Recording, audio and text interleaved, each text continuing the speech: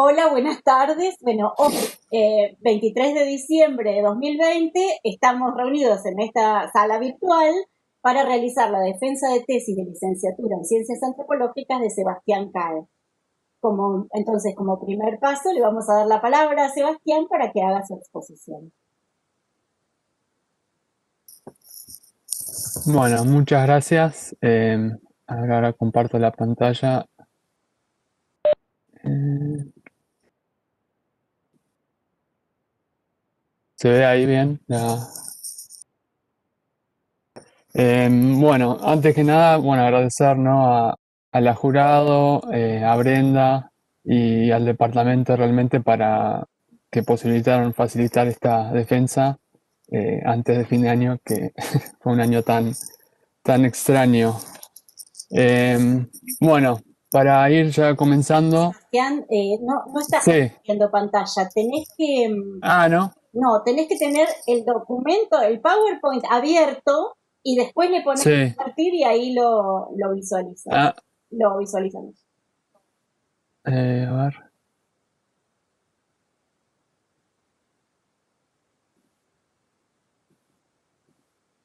Si querés detener, abrí el documento y volví a compartir. Sí. A veces sí, se complica.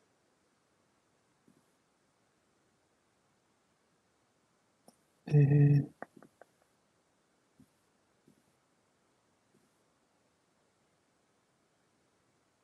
compartir.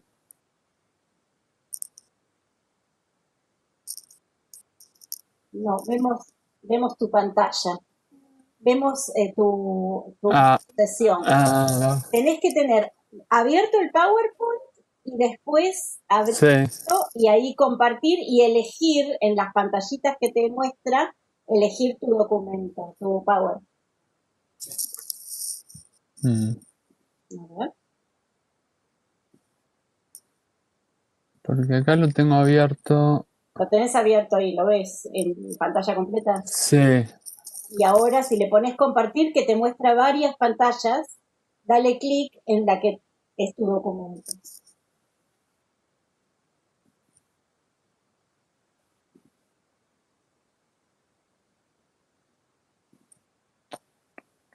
A ver.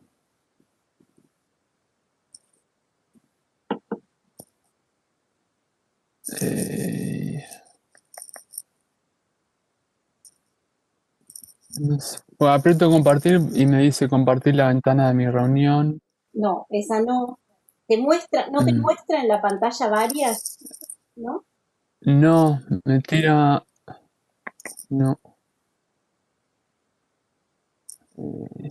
Compartir contenido, Compartir contenido. te muestra. Pero no sé por qué no me deja apretar esa opción. Ah, ¿no te deja? No Espera, me habilita. La única que puedo, digamos, realmente apretar es la última de. espera a ver si te puedo pasar organizador para que te permita. Porque a veces, eh, fíjate si ahí te deja. A ver.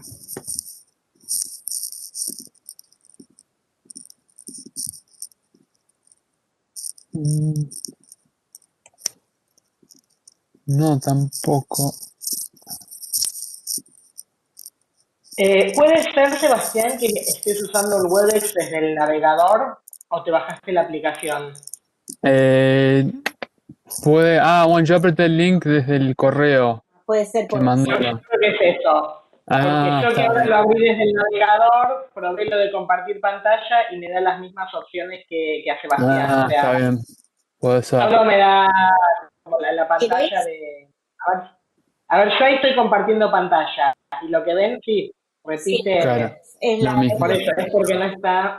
Sí. Ah, ¿Querés que dejemos de grabar y salís y descargás y entras de nuevo? lo tengo descargado, sí, pero ok. Entro a través de la aplicación entonces. Dale.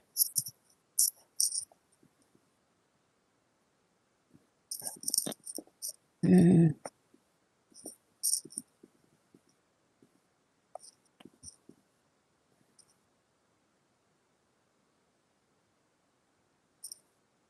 no me deja Abajo, viste la, acceder a esa. la de compartir, la pestaña Sí, azul en el medio, mm.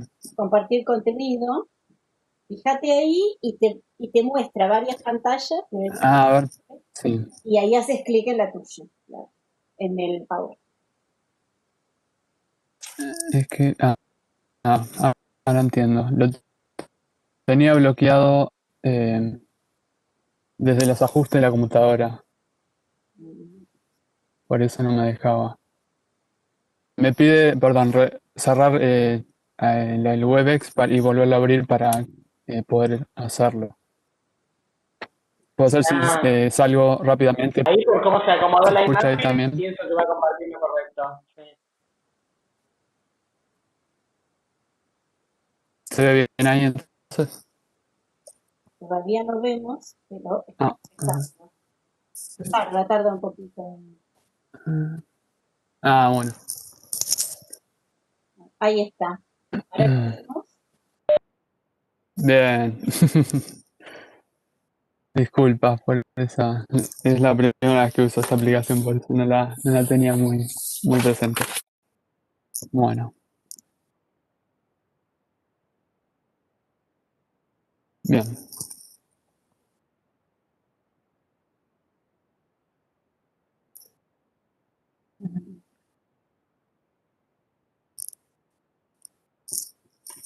Bueno, entonces arranco la defensa de mi tesis, que lleva el nombre de Cambiando el eje de la discusión, migrantes, militancia y organización colectiva desde el bloque de trabajadores y trabajadoras migrantes, dirigida por Brenda Canelo. El objetivo general de esta tesis fue la de describir y analizar las formas de militancia de una organización de migrantes en el marco de una política que modifica aspectos fundamentales de la ley de migraciones vigente, la ley 25871. A lo largo de esta tesis, entonces, busco abordar tres temas principales. En primer lugar, describir y analizar, ¿no?, el proceso de conformación del BTM, como también la actualidad de la organización. En particular, desarrollar la trayectoria de la Comisión Territorial para describir las actividades que organizan. En segundo lugar, analizar las trayectorias migratorias y de militancia de los y las integrantes de la Comisión Territorial dentro del BTM. Y por último, describir y analizar la formación y lanzamiento del proyecto de la Red de Consultorías Migrantes desde la Comisión Territorial, y allí describo también en qué consiste el proyecto, deteniéndome en los sentidos, las prácticas y sensaciones atribuidos al compromiso al interior del BTM.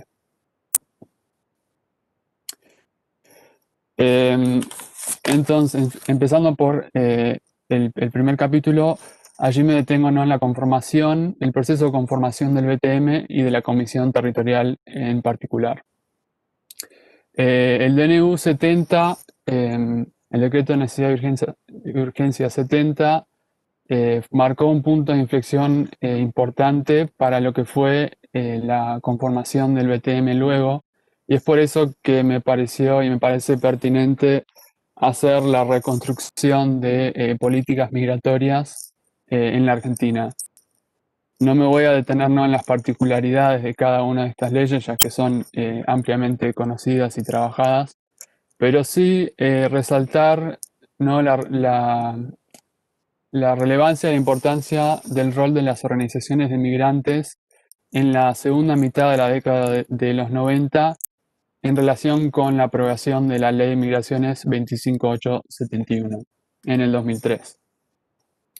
En este sentido, en 1996, organizaciones de migrantes, organizaciones sociales de derechos humanos, instituciones eclesiásticas y centros de investigación conformaron a reunirse y lograron en el 2000 formar un espacio institucional de diálogo con el Estado que llevó el nombre de la Mesa de Organizaciones de la Sociedad Civil en Defensa de los Derechos de los Migrantes.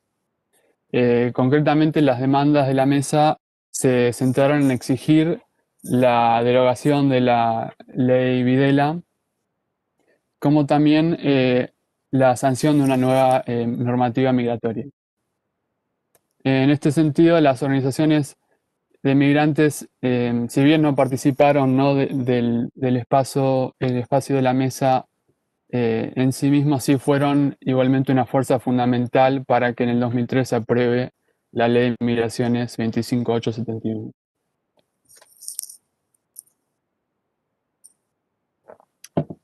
Pero en el 2015, con la asunción de la Alianza Cambiemos, se vuelve, ¿no? a un discurso públicamente y abiertamente antimigratorio y criminalizador hacia la población migrante, particularmente a la población migrante latinoamericana.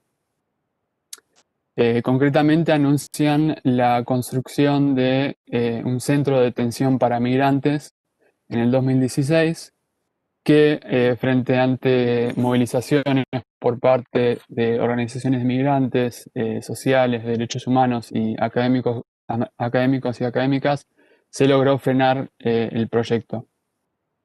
Y luego, en el 2017, se firma el decreto de necesidad de urgencia 70/2017, que modifica aspectos fundamentales y sustanciales de la Ley de Migraciones 25871.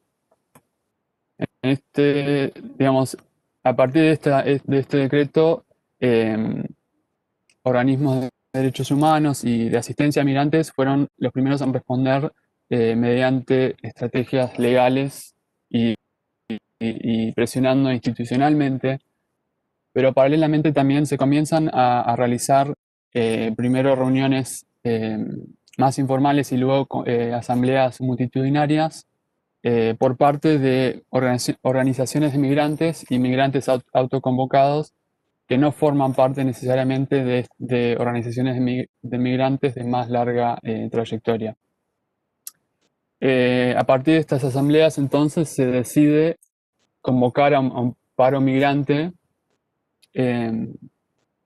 para visibilizar justamente, ¿no? los riesgos del DNU 70 y también dar cuenta de la mano de obra migrante en la Argentina. Este último punto también se ve reflejado en el hecho de que se decide realizar un paro, cosa que no se había hecho antes, y también en la fecha que se decide realizar el paro, que conmemora el incendio ocurrido en un taller de costura sobre la calle Luis Viale en el barrio de Caballito en el 2006. De esta manera se siguen realizando asambleas posteriores al paro y se conforma un nuevo espacio político que prioriza en primer lugar la articulación entre organizaciones de migrantes y migrantes autoconvocados, que lleva el nombre de paro migrante. Pero a lo largo del 2017 se ve la necesidad de conformar y consolidar este nuevo espacio político y así poder representar tanto políticamente, pero también socialmente a los migrantes y trabajar en torno a problemáticas que vayan más allá de las planteadas por el DNU 70 específicamente. Entonces comienzan a conformarse comisiones y a su vez el BTM pasa a tener integrantes orgánicos y orgánicas en la organización. Empezando, ¿no? por la Comisión de Comunicación, que es la primera en ser conformada, luego la Comisión Territorial, la Comisión de Género, que luego pasa a ser la organización Ni Una Migrante Menos, la Comisión de Español, y en el 2018, como destaco en el trabajo, la conformación de la Comisión de Acompañamiento y Asesoramiento Jurídico Migrante. En el segundo capítulo, entonces, me detengo sobre las trayectorias migratorias y de militancia de los y las integrantes de la Comisión Territorial. O sea, no me voy a detener, ¿no? en las particularidades de cada una de las entrevistas, pero sí resaltar algunos puntos relevantes. Por un lado, ¿no? la trama, a partir de las entrevistas, conozco también la trama de relaciones con colectivas y militantes previas entre migrantes y entre los y las integrantes de la comisión. César, que militaba en el movimiento centroamericano 2 de marzo, Pablo en la Asamblea de Estudiantes Chilenos Exiliados por la Educación, Carla en la organización Justicia por Franco Zárate y Tomás con el movimiento 138. Entonces fui conociendo que, digamos, no solamente habían tenido militancias previas al BTM, sino que también con estas entre ellas y con estas organizaciones habían ya articulado y realizado diversas actividades previo a la conformación del BTM, como por ejemplo ¿no? la movilización para el centro de detención. Ahí estuvieron presentes cada uno de ellos con sus, digamos, en sus respectivas organizaciones. También la participación de ellos en organizaciones sociales y partidos políticos de izquierda. En particular, César, Pablo y Carla, que habían tenido una militancia o ¿viste? Una relación con otras organizaciones sociales y o partidos políticos de izquierda, que estas relaciones previas facilitaron y permitieron en gran medida la posibilidad de realizar el proyecto de la red de consultorías migrantes, como abordaré un poco más adelante, ya que fue esas relaciones que tenían previas a partir de sus militancias que se pudo articular con organizaciones como el Frente de Organizaciones en Lucha, el Frente de Organizaciones de Base y como la Unión de Trabajadores de la Tierra, como también César, que había participaba o participa inclusive en el Frente Popular Darío Santillán, donde se había querido articular en el marco del proyecto de la red de consultorías migrantes, pero por cuestiones del Frente Popular Darío Santillán no se logró concretar esa relación. Y por último, en el capítulo 2 surge una cuestión a partir de las entrevistas, que es esto del pensarse migrante por parte de los y las integrantes. Cómo fue a partir de las asambleas, digamos, previas al paro migrante, que en el caso de Pablo, César y Tomás en particular, comienzan a ellos autoidentificarse como migrantes, cosa que comentan, al menos antes de esas asambleas, no era algo que tenían viste, tan presente, esta identificación en tanto migrante.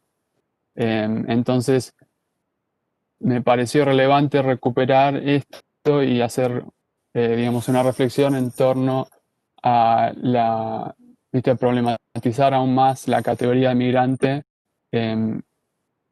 más allá de un desplazamiento físico por un territorio, y ver cómo se encuentra atravesada, ¿no? por el contexto social y político, y también la cuestión de la autoidentificación y la subjetividad.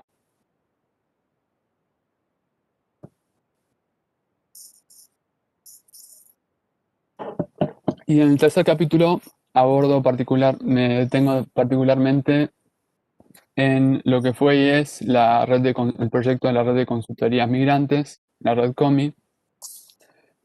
Allí el objetivo de este proyecto es la construcción de consultorías migrantes que vienen a ser espacios físicos en diversos barrios donde se llevan a cabo formaciones, para que luego los migrantes que forman parte de estas formaciones puedan ser quienes atienden en estas consultorías y ayudar así a migrantes, vecinos y vecinas del barrio.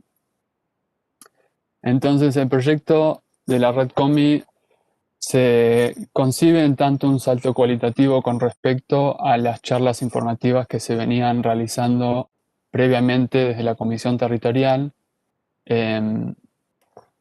Sigo y reconstruyo todo el proceso de la convocatoria pública y de las asambleas posteriores. Y destaco, ¿no?, la articulación y la centralidad de la articulación con organizaciones sociales como el FOL, la FOP y la UTT. Ahí entonces una cuestión que surge a partir de, en este proceso, es la cuestión de las emociones y la presencia y centralidad que fueron cobrando las emociones en este proceso. A partir entonces de retomar el análisis de Lutz, a partir de haber leído parte, ¿no?, del libro de Pita, donde me acerco primeramente a este concepto, desde la lectura de Lutz, entonces, la emoción es antes que una muestra de debilidad y de irracionalidad, como es leída desde una lectura occidental, se lee más bien como, como compromiso subjetivo de valor. Entonces, desde esta lectura, en tanto valoración positiva, deviene en poder proveedora de poder social, tanto colectivo como personal, y entonces de esta manera las emociones vividas en mi primera asamblea orgánica son capaces de crear un sentimiento de fuerza antes que de debilidad, lo cual se ve también en la formación de esa nueva comisión de acompañamiento y asesoramiento jurídico migrante. De esta manera también las emociones pasan a formar parte integral de las formas de militancia, ¿no?, del BTM. Y también en relación al compromiso y la categoría de compromiso que voy analizando a lo largo del capítulo 3, también me fui acercando al concepto de valor de Graeber a partir de la lectura de un texto de señor Hans, que considero que me permitió darle, ¿no?, una vuelta de tuerca más al lugar del compromiso en este proceso, y así no entenderlo, ¿viste?, como un concepto abstracto o una categoría analítica impuesta desde afuera, sino más bien como algo que es un valor justamente que es compartido por los y las integrantes, en tanto una forma de militancia.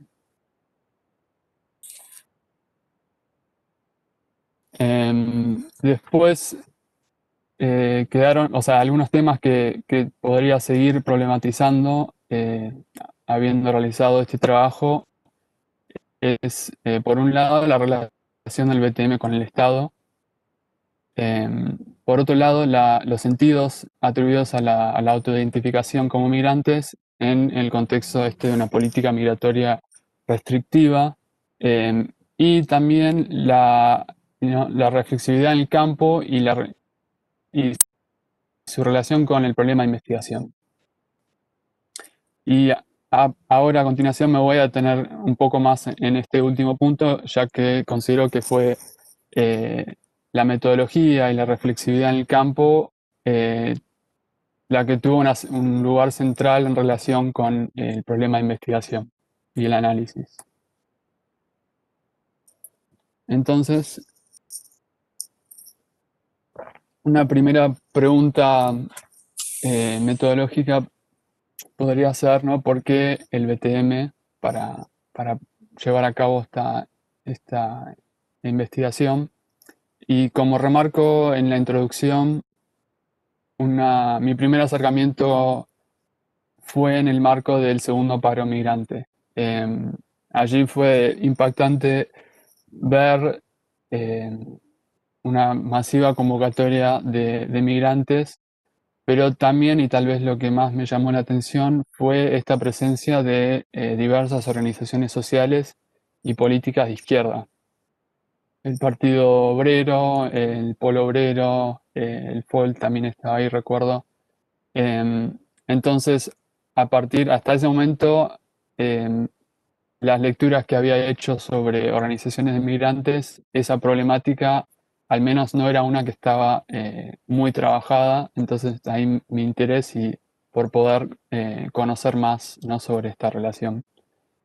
y también que los y las integrantes del BTM son de una segunda generación de migrantes al país, y esto es lo que Gabazo denomina, ¿no?, la diferencia generacional con respecto a una primera generación de migrantes y las organizaciones de migrantes de la década de los 90, en donde el uso de las redes sociales es sumamente importante, que fue algo que también decidí, digamos, incorporar al trabajo, esto de subir, copiar los posteos de Facebook, incorporarlos a lo largo del trabajo para darle la misma relevancia en el trabajo que tuvo a lo largo de mi trabajo de campo.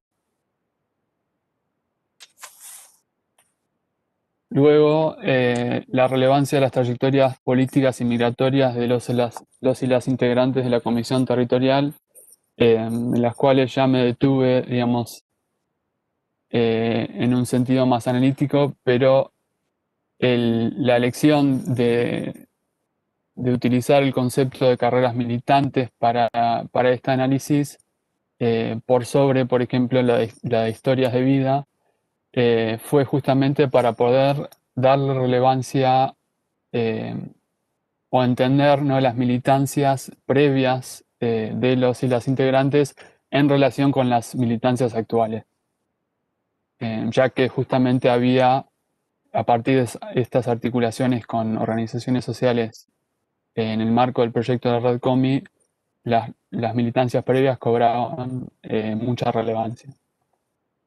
Y también la manera en que fui conociendo sobre estas trayectorias se daba, viste, por fuera de las actividades formales, por decirlo de alguna manera, del BTM.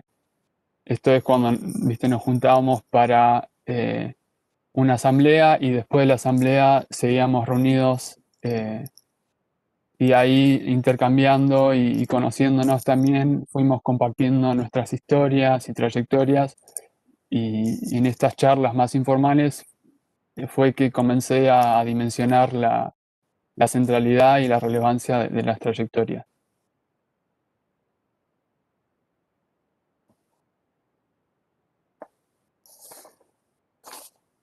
Bien, entonces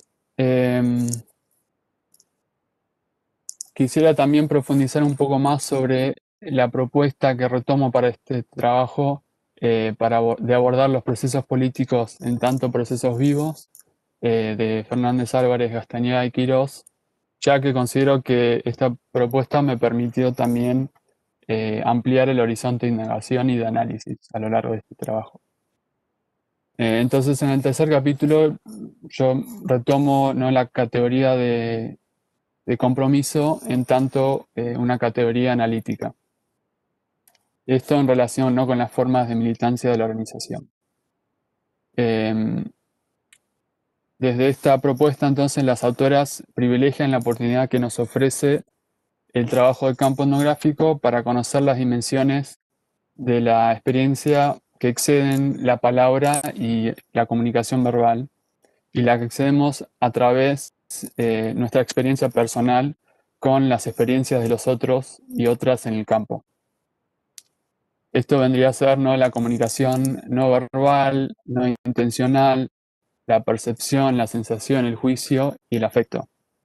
En este sentido, ¿no?, abordar y comprender los procesos políticos en su aspecto vivo implica aprenderlos en nuestra condición de seres vivos, y así afirmar los puntos de vista nativos menos como puntos de vista de carácter intelectual, es decir, formas de significar o representar, y más como puntos de vista de carácter vivencial.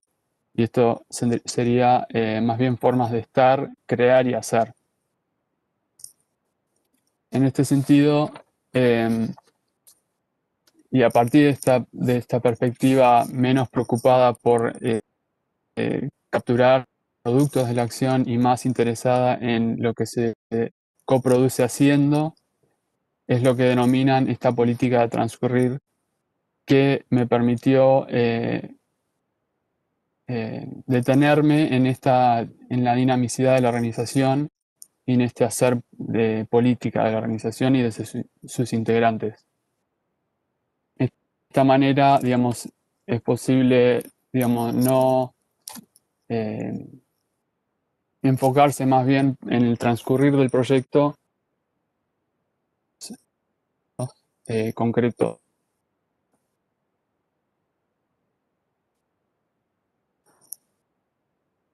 Y así entonces, esa propuesta de abordar los procesos políticos en tanto procesos vivos implica, ¿no?, obviamente una observación participante con las personas y con esas personas. En este sentido, me parece interesante recuperar aportes de Ingold para poder problematizar aún más la observación participante en el campo, y que él considera o denomina, ¿no?, la observación participante como una práctica de correspondencia. En este sentido, él lo define como un acople de movimientos que en la medida que se prosiguen, se responde el uno al otro continuamente.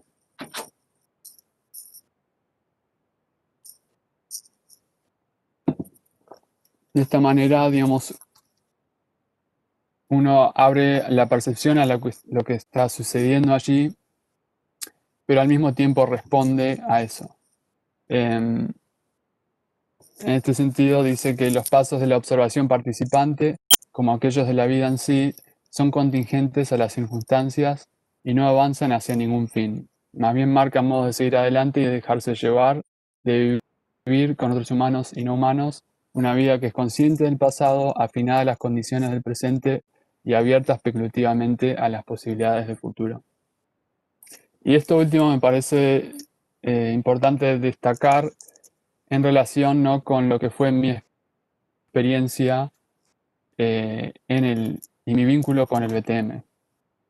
Entonces, desde un comienzo, entonces, como investigador que me había acercado al BTM, había compartido, ¿no?, mi propuesta de investigación y mi proyecto, donde ellos también a su vez me habían pedido asumir ciertas tareas y responsabilidades en la organización. Entonces, hay dos aspectos que Ingold denomina o que contiene la observación participante. Uno es este compromiso ontológico, que vendría a ser, ¿no?, esto de compartir mi proyecto de investigación, como también a lo largo del proceso, también, ¿cómo es?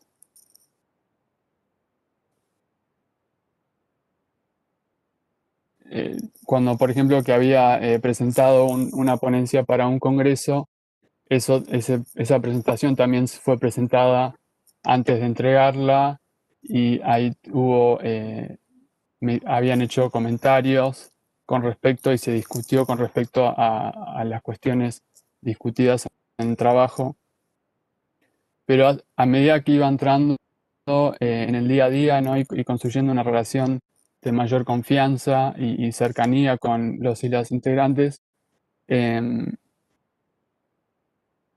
eso reconfiguró a su vez mi relación con ellos y mi rol dentro del BTM. Entonces, a partir de eso pasé a integrar la comisión de coordinación de la Red Comi, como también luego, ¿no?, la asamblea orgánica del BTM. Pero entonces fue a partir de que comencé a problematizar mi lugar como investigador, es que también me permitió relevar la centralidad del compromiso en este proceso. En este sentido, el otro aspecto que señala Ingold con relación a la observación participante es el de recibir una educación. De esta manera, digamos, fue necesario, y considero que fue necesario, desnaturalizar el compromiso para volverlo a aprender. Así fui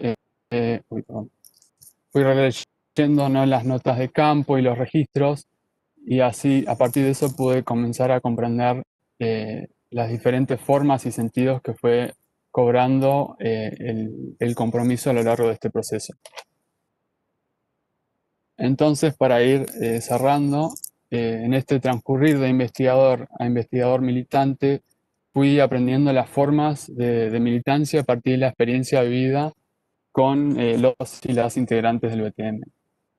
El dejar a un lado, ¿no?, las preocupaciones teóricas y objetivos para vivir la militancia con ellos y ellas, y no solamente a partir de la palabra o la acción, sino también a partir de los afectos y sensaciones. Esto me permitió percibir, sentir y vivir aspectos de la militancia que a priori no había considerado. Por ejemplo, ¿no?, las emociones y la centralidad de las emociones en este proceso. Esta perspectiva me permitió, digamos, ahondar en ese aspecto. De esta manera, este giro metodológico, entonces, de dejarme llevar, pero a su vez prestando atención, es decir, abriendo la percepción a lo que está sucediendo allí, me permitió ampliar mi horizonte de indagación y también de análisis.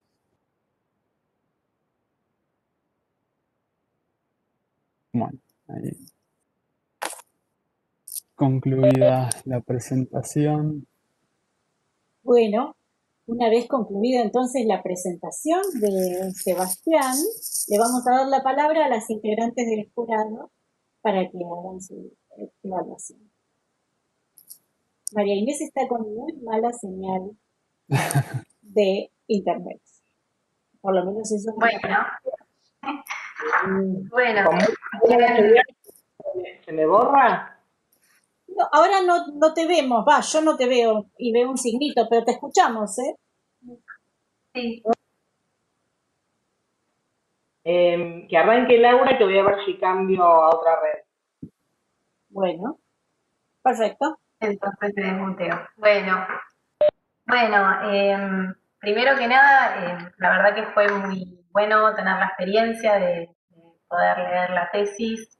De alguna manera, algunas cuestiones me resultaban muy familiares porque compartí algunas actividades con el bloque en algunas de las situaciones por ahí en años anteriores o en situaciones anteriores por ahí a las que vi más representadas en la tesis, pero la verdad es que me gustó mucho.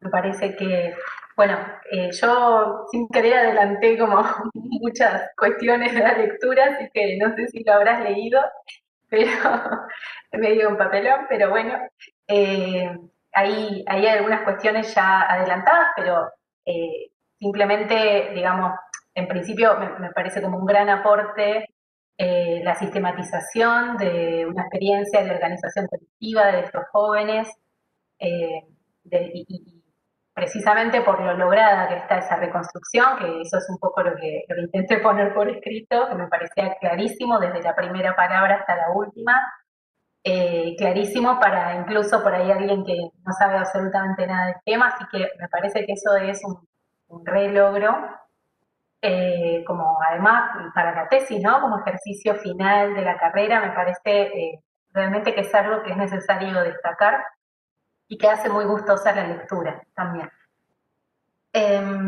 Después, digamos, hay por ahí algunas cuestiones que me parece que, sobre todo en este momento final de la defensa, como que lo pusiste de una manera más clara, que tenían que ver con cómo intentás pensar tu involucramiento, ¿no?, en el espacio, que es algo que vos, muy bien, como vos decís, digamos, ya empezás desde el inicio de la tesis pensando y reconstruyendo, y eso también es súper importante.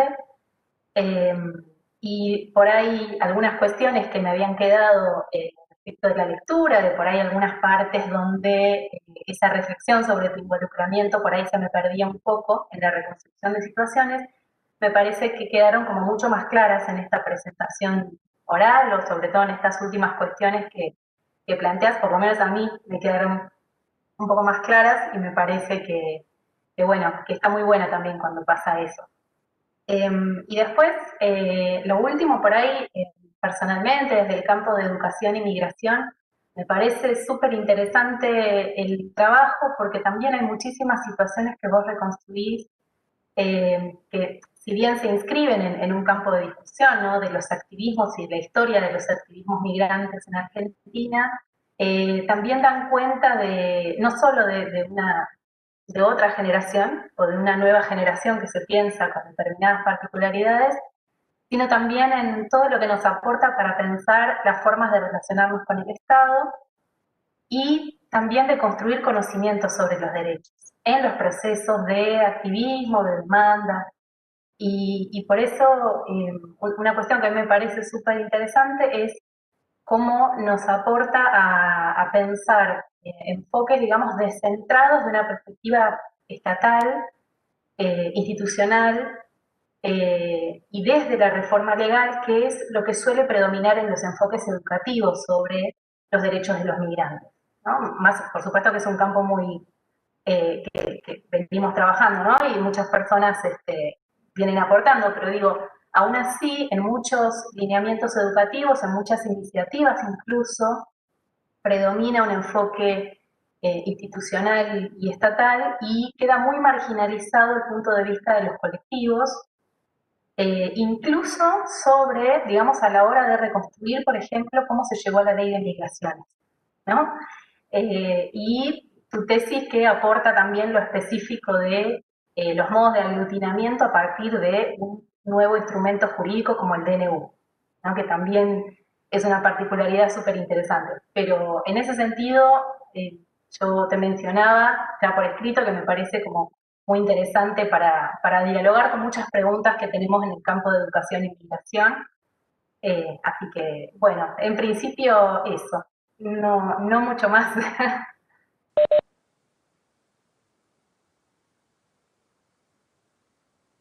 María Inés, ¿querés vos? ¿Te escuchamos? Sí. Y después vos, ¿Se Sebastián, escucha ¿querés? mejor? A ver. ¿Se escucha un poco mejor ahora? Sí, Hice todo lo mejor que pude. Bueno, yo quería, como coincido con varias de las cosas que dijo Laura, que las voy a como retomar en orden. Primero, la tesis me encantó leerla, me encantó, o sea, me gustó el caso que analiza y cómo está escrita y cómo está presentada, y además me parece que quedó un producto que es un texto y un material que es como muy adecuado para una tesis de licenciatura, o sea, como que cumple todo lo que a mi criterio tendría que tener una tesis de licenciatura, o sea, hay como una pregunta delineada, un trabajo de campo específico, un análisis a partir de ese trabajo de campo y una articulación con una serie de temáticas, ¿no? Por otra parte, igual que Laura, como también conozco a algunos de los actores que son parte de ese campo, por ejemplo, una cosa que descubrí que me dejó sorprendidísima es que Carla, además de una hermana, tiene un hermano, que nunca jamás escuché ni a la madre, ni a Carla, ni a la hermana hablar del hermano. O sea que en un momento dije, pero entonces, ¿esta es la Carla que yo conozco o será otra Carla? ¿Qué hermano tiene? Nada, eso me pareció como muy, muy gracioso, digamos, como parte del campo ese. Coincido con lo de Laura, con lo que dice Laura sobre la problematización de tu participación como investigador y como activista y como militante. Creo que efectivamente la manera en que volviste a trabajar ese tema ahora complementa lo que estaba escrito en la tesis. Y después tengo como un par de comentarios y reflexiones que fueron como ideas que me fue permanentemente disparando la tesis, porque por una cuestión generacional, o sea, así como vos en alguna medida sos parte de la segunda generación o de esta generación joven del bloque, yo soy parte de la generación que trabajó con los militantes anteriores, o sea, con la mamá de Carla, en toda la discusión sobre la ley migratoria y demás, ¿no? Entonces me parecían sistemáticamente un montón de preguntas y de comparaciones que eran las que más me reforzaban lo interesante de la tesis y que pienso que también son son parte de esta de las últimas preguntas que vos ponías ahí en la diapositiva de por qué trabajar con el BTM, ¿no? Y entonces hay una primera parte donde vos haces como la historia del bloque y esta idea de convocar a partir de ser migrantes y no a partir de las pertenencias étnico-nacionales, que fueron, digamos, el eje de convocatoria histórico de las organizaciones de migrantes de la década de los 80, del 90, del principio del año 2000. Y acá me parecen como dos líneas de pensamiento simultáneamente, sobre todo en la comparación, ¿no? O sea, por un lado, como en muchas de las organizaciones anteriores, las que estaban conformadas y convocadas a partir de las pertenencias étnicas y nacionales, hay primero una cosa que aparece en buena parte de la bibliografía y que aparece en la experiencia de todas las personas que en algún momento tuvimos interacción con esas organizaciones, es que las personas que eran referentes de esas organizaciones de los años 90 y sobre todo también de los años 2000, además de ser referentes o personas que habían construido estas organizaciones, eran una suerte de brokers étnicos, porque llegaban a esas organizaciones y a esas asociaciones desde posiciones económicas de poder adentro de la colectividad y adentro de la comunidad. Entonces, esa posición económica de poder dentro de la colectividad se potenciaba y se fortalecía a partir de la consolidación de una organización étnica, nacional, cultural, etcétera, comunitaria y vinculada a lo económico. Entonces, era siempre como un doble rol que tenían las personas, que era, por un lado, invento más o menos, soy el presidente de la Asociación de Paraguayos de Argentina, pero además soy el que maneja la feria de tal lugar o que tiene acceso a determinados recursos y demás, y era también a partir de esa posición de brokers étnicos que muchas de esas personas se relacionaban con las otras organizaciones de la sociedad civil. O sea, estoy pensando en las organizaciones tipo lo que fueron en su momento en los años, a principios de los años 2000, el CELS, CARES, la Comisión Católica, además las que intervinieron, y también desde esa posición se relacionaban con el Estado, ¿no? Que esto es algo como muy diferente de lo que se ve en el bloque. O sea, por un lado, digamos, hay una cuestión interesante que es cómo el enfocarse digamos, en la identidad como migrante, como una categoría jurídica y política, y no en la nacionalidad como una categoría étnica, no solo desplaza, digamos, como los sentidos por ahí más evidentes, sino que desplaza hacia otros espacios políticos y de articulación más amplios. Y creo que una de las cosas más interesantes de la experiencia del bloque y de este conjunto, digamos, de organizaciones de la generación del bloque, por decirlo de alguna manera, es que al convocarse como migrantes y al desplazar lo étnico nacional en sentido como más duro que tenían las organizaciones anteriores, abren a un espacio político en el cual es posible que participen personas argentinas, digamos. O sea, la vinculación con otros espacios es a partir del trabajo político y no a partir de las autoidentificaciones o de las categorías identitarias y demás. Eso me parece que es muy interesante de la experiencia del bloque, y porque además es lo que, digamos, lo que siempre apareció como muy interesante de todas estas organizaciones más jóvenes, era que el eje de la convocatoria también siempre era, o sea, no solo era político, sino que era a partir de los derechos, ¿no? Y entonces ahí me parecía la otra cuestión que me parecía también interesante, bueno, en esta reflexión así como muy despeinada, ¿no? En relación con entre el bloque y el conjunto de las organizaciones anteriores, que me parecía muy interesante como vos empezabas a presentar y a señalar esta cuestión del compromiso, ¿no? Y cómo el compromiso aparece repetidamente, no solo en los discursos y en las actividades que lleva adelante el bloque, o sea, tanto en la manera en que Carla o Tomás o Pablo se presentan o César, sino también en los espacios en los que trabajan y convocan. O sea, cuando relatás varios de los de las situaciones de trabajo de campo, creo que eran las que donde se empezó a armar la red de consultorías, estos espacios de formación y demás. También ahí hay una interpelación y una convocatoria a partir del compromiso, ¿no? Y entonces la impresión que tenía todo el tiempo, o sea, porque yo no podía evitar todo el tiempo comparar con las organizaciones anteriores, ¿no? Como en el caso de esta generación más joven, la noción de compromiso, que es política, digamos, y que tiene que ver con esta cuestión de identificarse como unos sujetos políticos a través de una categoría sociopolítica y jurídica que es la de migrante, cómo, digamos, a través de esa idea de compromiso, mi impresión era que se va construyendo como este amarre afectivo vinculado con la reflexión que vos hacías acerca de las emociones, ¿no? O sea, porque, digamos, el compromiso es emocional y es afectivo, y es esto afectivo incrustado en un conjunto de relaciones sociales, claramente, y pensaba que en algún punto la sensación también que tenía es que el lugar que tiene ese compromiso en estas trayectorias de estos militantes más jóvenes, de esta organización más joven, es homólogo al lugar que tenía la pertenencia y la identidad y la nostalgia por el pasado y el país perdido en las organizaciones más antiguas, ¿no? O sea, digamos, como que el compromiso de estas organizaciones es el motor afectivo y el amarre afectivo con lo social y con lo político, o sea, como esa cosa que se mueve, o sea, que no es solamente razón pura y demás, sino que para sostener la militancia hay que tener como una cuestión de una potencia afectiva, y cómo, digamos, ese compromiso, que es hacia el futuro, habilita un conjunto de canales que tienen que ver, por ejemplo, con esto de la red de consultorías migrantes y demás, en tanto que muchas de las ideas de pertenencia o de nostalgia o de el país de origen perdido que aglutinaban y eran el amarre afectivo de las organizaciones más viejas, o sea, pienso en las organizaciones que todas se llamaban con el gentilicio, ¿no?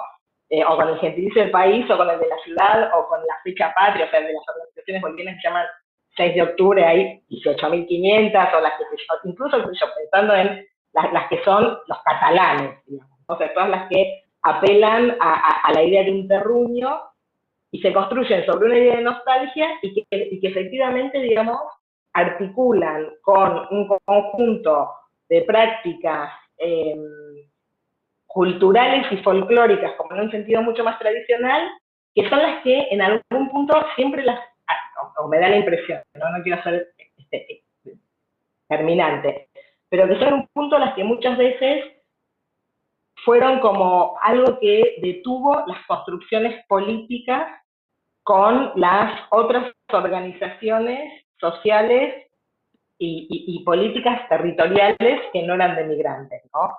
Entonces, digamos, me parece que ahí hay como una cosa interesantísima que tiene que ver con la cuestión de la generación, y también me parece que ahí hay otra cosa que era muy, muy interesante, que es como dicen, que lo dice, no lo dice tanto Carla, pero me parece que estaba en lo que decía Pablo, y en lo que decía César, o en lo que decía Tomás, que ellos durante mucho tiempo no se pensaron a sí mismos como migrantes, o sea que se sintieron interpelados como migrantes a partir de que el DNU puso en peligro esa forma de vida, y entonces lo que se dieron cuenta es que esa forma de vida era como era porque estaba, digamos, anclada o atravesada por una condición migrante, y cómo a partir de ese DNU empiezan a construir en relación a otra figura. Y creo que hay otra cosa también que es muy interesante, que es el origen universitario de muchos de los integrantes de estas organizaciones, y que también buena parte de las personas que convocan también surgen de ámbitos políticos y de ámbitos universitarios. Y eso me parece que no es solamente una cuestión generacional, o sea, no es solamente una cuestión generacional en el sentido que no tiene que ver con que tienen 20 y pico de años y se mueven en esos ámbitos, sino que también es algo que tiene que ver con un conjunto de cambios muy lentos que ha habido en los procesos de participación de personas migrantes en distintos ámbitos, ¿no? O sea, a ver, digamos, lo que quiero decir con esto es que hace 20 o 30 años, por más que quienes llevaban adelante las organizaciones de migrantes tuvieran la misma edad, o sea, 20 y pico de años, que los que tienen, los que son parte del bloque ahora, no hubiera habido posibilidades de que, o hubiera habido muy pocas posibilidades, digamos, de que convocaran o que provinieran de espacios vinculados con la universidad, porque era un momento en que la mayor parte de los migrantes estaban en situación migratoria irregular y el acceso a la universidad y un montón de espacios institucionales era muchísimo más difícil y muchísimo más complicado, ¿no? Entonces, digamos, me parece que todas estas cuestiones son como muchas cuestiones muy interesantes, y muy interesantes cómo vos las vas recogiendo, tanto en las narraciones de los integrantes del bloque, de sus propias trayectorias y demás, como en los espacios de interacción donde...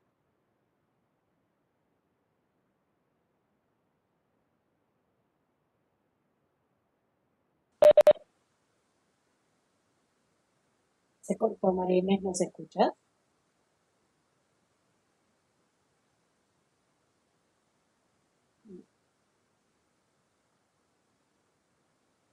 Ah, porque además está silenciada, como si se hubiera...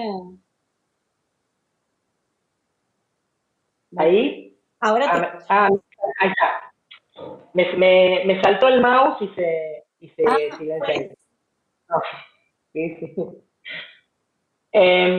No, o sea, digamos, como para mí es muy interesante o sea, es esto de ir pensando siempre qué era lo que vos estabas contando, qué era lo que estaba pasando en esta generación, y yo yendo, digamos, a mi posición generacional, que es, bueno, cómo habían sido las cosas con los ejemplos de la otra generación. Básicamente eso. Y después tengo una sola pregunta, que es una pregunta absolutamente coyuntural y vinculada al contexto que vivimos.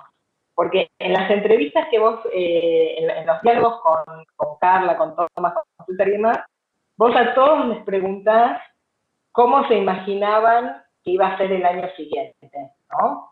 Entonces vos, o sea, esa pregunta vos se la hacías en 2018, preguntándoles cómo iba a ser 2019, entonces, bueno, nada, son interesantes, dan distintas respuestas y demás, pero mi curiosidad es, ¿por qué les hiciste esa pregunta? O sea, porque, digamos, es una pregunta que para mí hubiera sido sensato hacer este año, diciendo, bueno, como nadie sabe cómo va a ser el año que viene, pregunto por cómo va a ser el año que viene. Pero en 2018, para mí era como una pregunta que no... Nada, me daba curiosidad por qué había hecho la pregunta.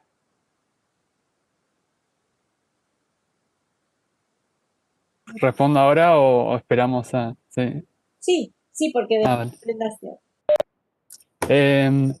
Sí, más que nada fue en relación, ¿no?, al contexto político nacional que se vivía, donde el año siguiente se iban a realizar las elecciones y en ese sentido, viste, conocer tal vez qué otros horizontes políticos o prácticas políticas venían pensando personalmente, pero también colectivamente en relación con eso.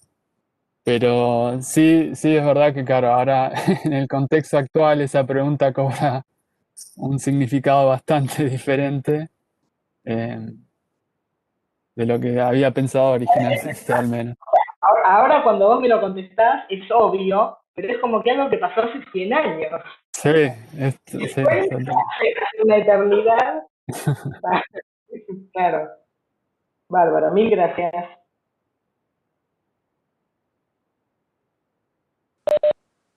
Bueno, si las integrantes del jurado no tienen más preguntas ni cuestiones que plantearle a Sebastián, le vamos a dar la palabra a Brenda, a la directora, para que haga el cierre antes de pasar a deliberar. Bueno, voy a leer porque me cuesta, entonces voy a leer. Felicitaciones a su compañera, a su familia y a sus amigos, porque en esta tesis tuvo que ver mucha solidaridad que tejieron entre ustedes. A Sebastián quisiera decirle gracias por haber tenido la posibilidad de dirigirlo aún cuando no se sabía nada de mi recuperación. Vos no tenés idea lo bien que me hizo. Sebastián se acercó a mí hace aproximadamente 4 años y en este recorrido tuve el placer de verlo cada vez más comprometido con su campo, dando muestras de su idoneidad con los integrantes del bloque de trabajadores migrantes, particularmente la Comisión Territorial. Él tuvo que hacer un viaje desde Estados Unidos, donde pasó su infancia y adolescencia, hacia la Argentina. En este hecho, tuvo mucho que ver con la educación pública, gratuita y de calidad que le garantizó la Universidad Argentina.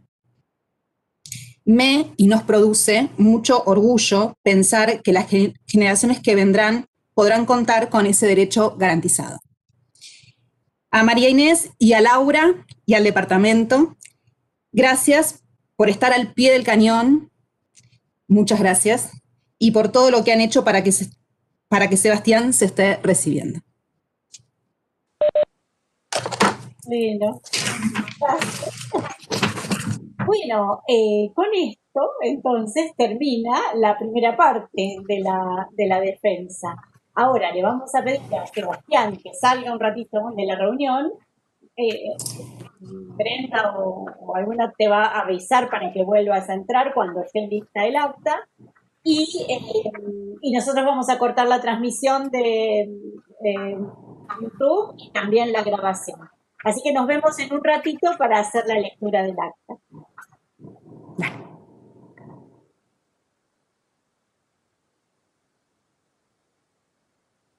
Bueno, luego de la deliberación del jurado, vamos a leer entonces el dictamen que el jurado ha elaborado sobre la tesis de Sebastián Cae. El dictamen dice así: en Buenos Aires, el 23 de diciembre de 2020, a las 17:30 horas, se reúne el Tribunal de Evaluación de la tesis de Sebastián Cae. La tesis aborda una temática social y teóricamente relevante, reconstruyendo las formas de militancia de una organización de migrantes en el contexto de una política de criminalización y normativas de restricción de derechos, en particular el DNU 70 del año 2017. Se valora la claridad en la redacción, la coherencia entre los capítulos y la manera en que se resuelven las discusiones teóricas y las preguntas metodológicas. Se destaca el modo en que el tesista, especialmente en la exposición oral, reflexiona sobre su involucramiento en el campo y sobre la categoría de compromiso como enunciado moral relacionado a prácticas y a la construcción de un sentido colectivo. La tesis contribuye a pensar los saberes que se construyen sobre la relación con el Estado en experiencias colectivas protagonizadas por jóvenes migrantes. Por todo ello, las integrantes del jurado resuelven calificar la tesis con la nota 10. Con esto, entonces, termina la defensa de la tesis. En el departamento estamos muy felices de tener un nuevo graduado. Qué bueno, gracias. Felicitaciones. Muchas gracias, muchas gracias. Este es un festejo. Felicitaciones, Terminar el año con Sebastián, Brenda. Felicitaciones, Sebastián.